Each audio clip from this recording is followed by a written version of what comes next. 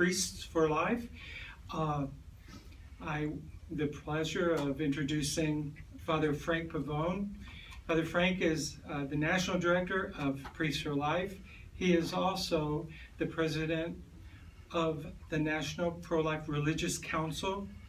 And today we want to stress the moral imperative for voting and voting for life. I'm sure some other questions will come up. We're joined by several other priests representing many other priests that would like to be here today, but they're all really busy today. So thank you so much. And Father Frank, if you'd like to join us, that would be great. Thank you. Thank you, Jerry, and thank you, brothers and sisters, all of you, for being here today representing various media outlets. Obviously, we are in the midst of a critically important election cycle, important for our nation, critically important for the church, the Catholic Church, the wider Christian church, and we're here to articulate several concerns of the church applying her teachings to this election. First and foremost, the point that we want to make, representing again priests from throughout the country, is the moral imperative of voting. Voting is not only a right that we have in this country, it's an obligation, it's a duty, it's part of the responsibility that citizens have for the common good. The church emphasizes this term, the common good. There are many people who will say and are saying in this election, I am uncomfortable. I am uncomfortable with both of the choices we have for president. I am not sure about what to do. And brothers and sisters, this is not a matter of what makes us feel good. It's a matter of the common good. And this is one of the key things that we are stressing. It doesn't matter how uncomfortable you are with your electoral choices. That doesn't take away the duty to vote. It doesn't matter, even if you think that various candidates are immoral in their own particular lives. What we have to look at is beyond that to what is immoral about their policies. What is immoral about the direction that the nation is being taken. This is part of what is calculated when we say the common good. What direction are we going? The United States bishops have issued over and over again statements about the elections, this year being no exception, but we're pointing in particular to their document called Living the Gospel of Life, which is a more comprehensive statement, and it includes in there the clear statement that every voice matters in the public forum, every vote counts. And the bishops urge citizens, Catholics and others as well, to use their opportunity to vote as an opportunity to advance what we call the culture of life. An opportunity to say yes to life and no to death in our public policies. This is what the bishops have articulated over and over again. And they've applied it in different ways to the various issues that face the electorate. There are multiple issues facing the electorate. As a matter of fact, you can honestly say that any issue that is an issue at all is an issue because it impacts human life. If it doesn't impact human life, why is it even an issue? But that doesn't mean that all the issues impacting human life have the same weight, the same gravity, or should have the same pull on our conscience as the rest do. In fact, the bishops, and not just the bishops of the Catholic Church, but the common sense and human reason applied to these issues tells us that not every issue is the same in its importance and in its gravity. And that's what I want to focus on for a few moments here, the fact that human reason itself tells us that certain things are more important than other things. And one of those things having come up very clearly in the third presidential debate last night, the issue of abortion. And let's zero in a little bit on what was said. The two presidential candidates commented last night in the section of the debate that covered the topic of the Supreme Court. They commented upon the Supreme Court decision, Roe versus Wade, and the issue of abortion, which that decision dealt with. But what was coming forward in the comments in the debate still did not address the fundamental question here. What came forward, of course, was the reality of late-term abortion, the fact of the matter that abortions are permitted throughout pregnancy by this Roe versus Wade court decision, and what those who would stand behind Roe versus Wade tend to say are two things. First, oh, well, we're working to reduce the numbers of abortions. We think they should be rare. And second, as Hillary Clinton said last night, well, there are difficult circumstances that mothers face in their pregnancy, and we need to compassionately stand by their side. We have no problem with either of these things, namely reducing the numbers of abortion and providing compassionate assistance to those in pregnancy. In fact, these are things that the pro-life movement works tirelessly on each and every day. But here's what was not addressed. There's a fundamental question here. Does the government have the authority to permit the killing of a baby? That's the question.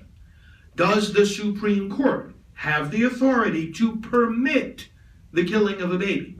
The question is independent of how many abortions there are. The question is independent of what the circumstances of the pregnant mother are. The question is a fundamental question that every candidate needs to answer. Does the government have the authority to permit the killing of a baby? And depending upon the answer to that question is what kind of government you have. There are two different types of government at issue here, two different philosophies of government. Because either government power, whether you conceive of it as residing in the court or in the Congress or in the executive branch or whatever form of government you want to consider, the question still remains. Does that government, through whatever mechanism it operates, have the authority to permit the killing of a child? And based on the answer you give to that question, it determines what type of state you have. Either one which says the role of government is to protect the rights we already have because we're human, not because some court decision came down one way or another, but because we're human, there are certain rights we have that nobody can take away, and that the government exists to secure those rights. And of course, this is language familiar to us all from the Declaration of Independence. That's one view of government. The other view being that indeed government is the source of those rights and has some kind of power over those rights, to edit them, to delete them, to grant them. Very, very different and incompatible views of government. We can put the question a different way. When a candidate asks for our vote, what kind of power do they think we are giving to them? I'm not giving any candidate power over my human rights when I vote for them. That's not what my vote means. That's not what it can ever mean. And neither should they think that that's the kind of authority or power that they are being given if they win an election. I want to turn to one of our key authorities in the Catholic Church, in Catholic teaching, Pope St. John Paul II. He wrote a document called the Gospel of Life, and it was one of the most important encyclicals in his pontificate. And he says something in here which, if we didn't know that it came from Pope St. John Paul II, we might think it was somewhat of an extreme statement. But he talked about what happens when a government authorizes or permits abortion, like our government did with the Roe versus Wade Supreme Court decision. And he said this: in this way, democracy, contradicting its own principles, effectively moves towards a form of totalitarianism. The state is no longer the common home where all can live together on the basis of principles of fundamental equality, but rather is transformed into a tyrant state, which arrogates to itself the right to dispose of the life of the weakest and most defenseless members. He says a little bit later on in that paragraph, number 20 of Evangelium Vitae, quote, when this happens, the process leading to the breakdown of a genuinely human coexistence and the disintegration of the state itself has already begun. Brothers and sisters, we are here on behalf of Priests for Life and our membership across the country, Priests for Life, Deacons for Life, and all the lay faithful who join themselves with us, actually people also across denominational lines, to make a very clear and strong statement here. Any candidate, any political party that stands for legal abortion believes in a tyrant state. There are no two ways to look at this question. It is not merely a matter of a bad policy decision or a bad court decision. It is a question of whether or not we embrace a tyrant state that can dispose of the life of innocent human beings. This is not the level at which debates about other issues are being carried out, because debates about other issues have to do with policy that people are debating how best to implement a certain principle. Let's take a couple of simple examples. Politicians debating about how to reduce crime in their communities may legitimately have different ideas about the best way to reduce crime. The debate is not about whether to reduce crime. You don't have candidates campaigning about the right to commit crime. You just don't. They agree that crime is something from which people should be protected. But when it comes to the abortion issue, we are not debating about how best to protect these children. We are debating about whether to protect them. We are not talking about how do we best preserve life. We're talking about the right to take life. And this is a fundamentally different type of argument. It's not just another issue. It's a different type of argument altogether, because now the policy is the principle. We're debating the principle. We're debating the foundation. We're not debating how to apply it. Same is true with immigration.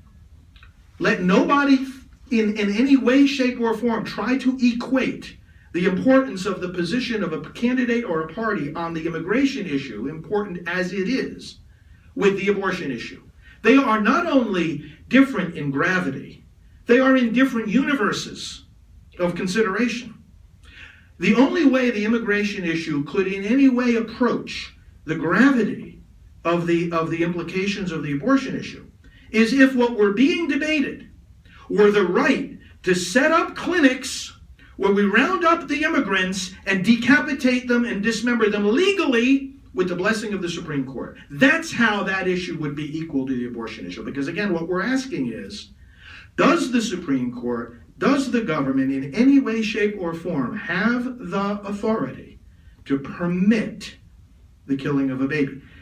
And when we talk about the killing of a baby, let's be very clear what we mean. Because we brought with us these diagrams for a specific reason, and that is that the word abortion has lost all its meaning. In this political debate and in the general debate in our country on this issue, the word has lost the force of its meaning. This is what it means. The actual dismemberment and decapitation of children. You see two common procedures here, the dilation and evacuation and the suction and curettage. And you can look very clearly at these medical diagrams. This is not from this is not from a page of the Catechism of the Catholic Church. This is not from the chapter of the Bible. And this is certainly not from our own opinion.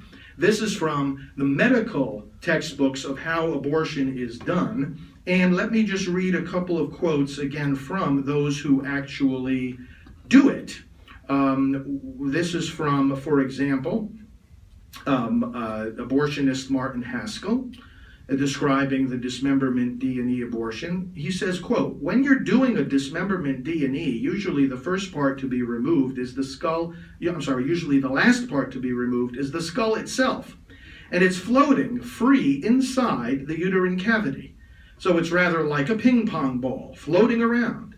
And the surgeon is using the forceps to reach up to try to grasp something that's freely floating around and is quite large relative to the forceps we're using. So typically there's several misdirections, misattempts to grasp. Finally, at some point, the instruments are managed to be placed around the skull, or a nip is made out of some area of the skull that allows it to start to decompress. And then, once that happens, typically the skull is brought out in fragments rather than as a unified piece. I am not a Republican, and I am not a Democrat. But I am a human being who, when I read those words, I know no government on earth can authorize this. And that's why I'm standing here. It's not even because I'm a priest. And it's certainly not because I have any party loyalty. It's because I'm a human being appealing to my fellow human beings across America in this election. Are we going to vote in a way that this kind of practice continues to be carried out and, in fact, funded by government dollars? I don't understand how people can assert not only that this should be legal activity, but how at the same time that they're allowing this, they can say, oh, well, we have to build a society that protects those guilty of serious crimes from having their lives taken. I ask today this question: how will we teach our society not to kill the guilty if we don't know how not to kill the innocent? Oh, but we have to build a society. We're important in the church today to talk about poverty and serving the poor. Yes, I agree we have to serve the poor.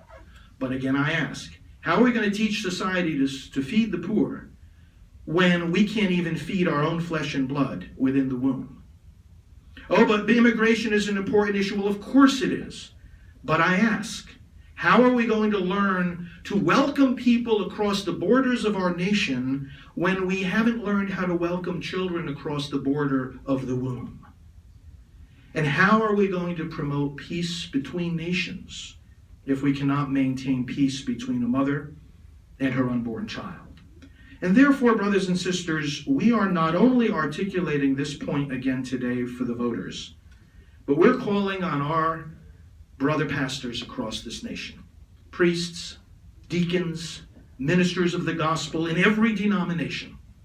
And what we are asking them to do is a few simple things, and we have articulated this challenge today in today's issue of the Washington Times. On page 3, in fact, there is a full-page ad, and I will quote what is in it, because we have offered guidance for voting, and for Catholic believers, these will be the significant sources: Mother Teresa of Calcutta, who was just canonized by Pope Francis, Pope St. John Paul II, whom I've already quoted, and the United States bishops in their document, Living the Gospel of Life, to which I have also already referred. Let me just quote from some of these statements and then tell you what we are challenging pastors to do. The bishops point out this long litany of issues, all of which, as I've already said, and as they say, are seriously important. Capital punishment, poverty, racism, hunger, employment, education, housing, and healthcare. Let nobody say that we're not concerned about these issues. In fact, the bishops say Catholics should eagerly involve themselves as advocates for the weak and the marginalized in all these areas. And then they go on to say, but being right in such matters can never excuse a wrong choice regarding direct attacks on innocent human life. Indeed, the failure to protect and defend life in its most vulnerable stages renders suspect any claims to the rightness of positions in other matters affecting the poorest and least powerful of the human community. Renders it suspect. Why would a candidate who says, I favor legal abortion, be rendered suspect in his or her advocacy of health care and education? Well, for a very simple reason. On what basis are they advocating for health care and education if your life can be taken? Once you destroy that child's life, you've destroyed her health care and her education, and made it impossible for her to enjoy any of the other rights that you say you advocate for. Obviously, the basis of those rights cannot be our humanity, because our humanity isn't even the basis of our right to life, in your view, if that life can be taken away. John Paul II said a similar thing. He wrote these words, "Above all, the common outcry which is justly made on behalf of human rights, for example, the right to health, to home, to work, to family, to culture, is false and illusory. If the right to life, the most basic and fundamental right, and the condition for all other personal rights, is not defended with maximum determination." Again, he said it's false and illusory. It's an illusion. When you say, oh yeah, I'm on the side of the poor, I'm on the side of the weak, but these weak over here, you can dismember them if you want. My friends, not only is this contrary to Catholic teaching, this is contrary to human decency. And then, of course, we have Mother Teresa of Calcutta, who ironically, 22 years ago, stood in this city of Washington at the same dais with Hillary Clinton, who at that time was married to the President of the United States, and she said these words: "The greatest destroyer of peace today is abortion, because it is a war against the child, a direct killing of the innocent child, murder by the mother herself. And if we accept that a mother can kill even her own child, how can we tell other people not to kill one another? Any country that accepts abortion is not teaching its people to love, but to use any violence to get what they want. That is why the greatest destroyer of love and peace is abortion." Now, we do not say this in judgment or condemnation of anyone. Let me point out that we at Priests for Life oversee the world's largest ministry for healing after abortion. It's called Rachel's Vineyard. And we also give opportunity to those who have had abortions to speak about their testimony of pain and healing through the Silent No More Awareness campaign. And so we know the anguish and the grief. We know the circumstances and the pressures that lead people to abort their children. And we who reject abortion do not reject those who have had abortions or who feel they need to have abortions. We're just committed to standing with them and giving them the strength to do what is right. That's the point. We have two other tools and two other challenges to pastors. Our challenge in regard to these quotes is that they repeat them to their people, whether in the pulpit, in the church bulletin, on the parish website. Teach the people. Many pastors are looking for the right words to say. They want to get it right morally. They want to get it right legally. And by using these words of the bishops themselves and of the Holy Father, they're certainly on solid ground. But we have two other resources for them as well, and we see them over here. First of all, the first poster is our full-page ad that we were just referring to, that's running not only in the Washington Times, but in a number of diocesan newspapers across the country in these weeks leading up to the elections. But then next to it is a poster showing a nonpartisan comparison guide to the party platforms of the Republican and Democratic parties, the platforms that were issued this past summer, and using a wide range of issues. This guide simply lifts the words from the platform. There's no commentary, there's no evaluation of the issues, there's no preference expressed on the guide as to which position is better. It's simply a tool to inform people about what those positions are. Because again, in terms of voting, what we are telling people and guiding them morally as they make their electoral choice is that you don't only look at the candidate and his or her views or his or her qualities or flaws. You look at the party that the candidate belongs to. What are the prevailing philosophies? What is the worldview? What are the policy preferences of that party? Because based on what those policy preferences are, that is the direction in which the various people that they choose for their cabinet and for the courts are going to lean. The party platform describes the direction the country takes. A president, who, depending on whom you seat in the Oval Office, depends on what kind of person is going to be in the office of Secretary of HHS. And by the way, this has impacted us at Priests for Life and many others in the church very directly over recent years, because we have been battling all the way to the Supreme Court the HHS mandate. Priests for Life has one of the lead cases that was heard in the Supreme Court this past spring, and it's still not resolved. It is still not resolved. But it flowed not from the Oval Office, it flowed from the Secretary of HHS. When they put on that list of preventive services that have to be included in health insurance, things that the church teaches people shouldn't do, like contraceptives and abortion-inducing drugs, we say no. We can't cooperate in the expansion of this through the health insurance plans that we ourselves are offering to our employees. The point I'm making is, the party platform is going to determine whether the Secretary of HHS is going to oversee a mandate like this, or, on the other hand, change that mandate. Likewise, it will determine who is in the office of Attorney General, Surgeon General, Secretary of State, and any number of other positions. In fact, thousands of positions in the federal bureaucracy, leaning in one direction or the other. And again, up and down all the different races, the Senate, the House, the local level, people need to understand what the party stands for. And our bishops, going back to living the gospel of life, our bishops say this, that we are to make our electoral choices based on principle, and they say not merely on party affiliation or personal self-interest. But they mention party affiliation to say this is not the sole criterion for your vote. The bishops, in other words, are saying, don't just vote for one party or another simply because you or your family or the organization you belong to or your church or your ethnic group have traditionally done so. Especially if you're saying, oh yeah, great-grandpa taught me to vote with this or that party. Yeah, but look at what the party is saying today, not what it said 50, 60 years ago.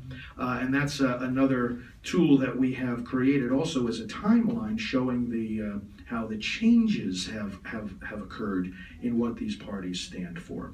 And so, brothers and sisters, again, we are urging pastors to use this as a tool to educate their people and give them the opportunity to be informed voters. And finally, our prayer campaign, and this is a simple prayer that we have created, and it is at electionprayer.com, and we are challenging pastors to say this prayer with their people, to put it in the bulletin, to put it on the parish website, and to bring the power of prayer to bear on this election. Let me conclude with an observation about why we know that a number of clergy, a large number unfortunately, will not do any of the things that I've said here this morning. Now, the last time we were here in the National Press Club, we at Priests for Life held a press conference in regard to the Johnson Amendment, and little did we know at that time that it would actually become a campaign issue and actually get written into the platform of the Republican Party. But it has become an electoral issue. This 1954 amendment to the tax code that says that 501c3 tax-exempt organizations may not intervene in a political race. The fact that it does not define what that means has led to exaggerated interpretations by the IRS, which, because of their exaggerated nature, create a chilling effect for pastors. Because when we don't know exactly where the line is between legal and illegal activity, when we don't know exactly what constitutes the boundary between intervening in a political race or simply teaching the teachings of the church, which we were ordained to do, what is the natural human reaction? Well, the natural human reaction is to back up and to back off and to keep quiet and to be careful. And not only do we have the IRS giving what I, even not being a lawyer, can recognize as ridiculous advice. Oh, well, you have to know all the facts and circumstances. Is there any choice or decision you have ever made in your life when you can say you knew all the facts and circumstances? There's no such thing as that in life. Ridiculous interpretation by the IRS, but I'm going to say respectfully here towards the institutional church, that some of the edicts, decrees, and memoranda coming out from various church bodies make it even worse. They make a bad situation worse. And some of these memos have said, basing on the IRS vague interpretation of the Johnson Amendment, they say things like, well, yes, we can teach the teachings of the church, but we should not even appear to be favoring or discrediting any candidate or party. Well, excuse me, but that's impossible. Because if we're going to clearly articulate the teachings of the church on, for example, the right of the unborn child to be protected, and you have one party saying exactly the same thing, and the other party saying exactly the opposite, then I ask you, how can we faithfully proclaim that teaching and not appear to be favoring or discrediting a political party? It's impossible and it's illogical. We make it clear, however, that we are not standing on the platform of the Republican Party or of the Democratic Party. We are standing on the platform of Jesus Christ. We are standing on the platform of the moral teachings of the church, which do not change. So that if tomorrow, brothers and sisters, and I offer you this as an explanation of why our activities here should be seen as nonpartisan, if tomorrow the major parties swapped their positions on abortion or any number of other issues of concern to the church, if the candidates changed their positions tomorrow to be diametrically opposite to what they are today, I ask you, what would change in our message? What would change of the quotes that I just made from Mother Teresa, from John Paul II, from the American bishops? What would change about the description of the abortion procedure and of our need as human beings to rise up and say, no government can authorize the killing of a baby? What would change? What sentence, what word, what syllable would change if the politicians tomorrow changed their position? And the answer, of course, is nothing. Nothing would change in our teaching, because again, we're not here as political advocates. We're here as moral advocates and teachers. And brothers and sisters, that is how we titled this press conference, Moving to Higher Ground. What we mean, in a sense, you can also say moving to more fundamental ground in this whole political race. And let me conclude with this sentiment as well. You know, the American people we're tired of personal attacks. And we're interested in helping people to see what are the moral issues and criteria in making our choices. And that's what we're trying to get, to clarify the foundation of what electoral politics is trying to achieve. When we do so, we should also try to garner, despite whatever differences we have with candidates or parties, should we not try to garner as much respect as we can, respect and gratitude, to anyone in this nation who takes upon himself or herself the task of running for public office?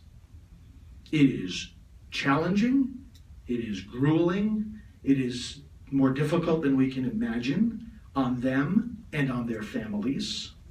And brothers and sisters, I just want to say that's why these people, no matter what we think about them or their policies, deserve our prayers and deserve our respect and deserve our gratitude for saying, hey, this is the way I want to try to serve my nation at this particular point in time.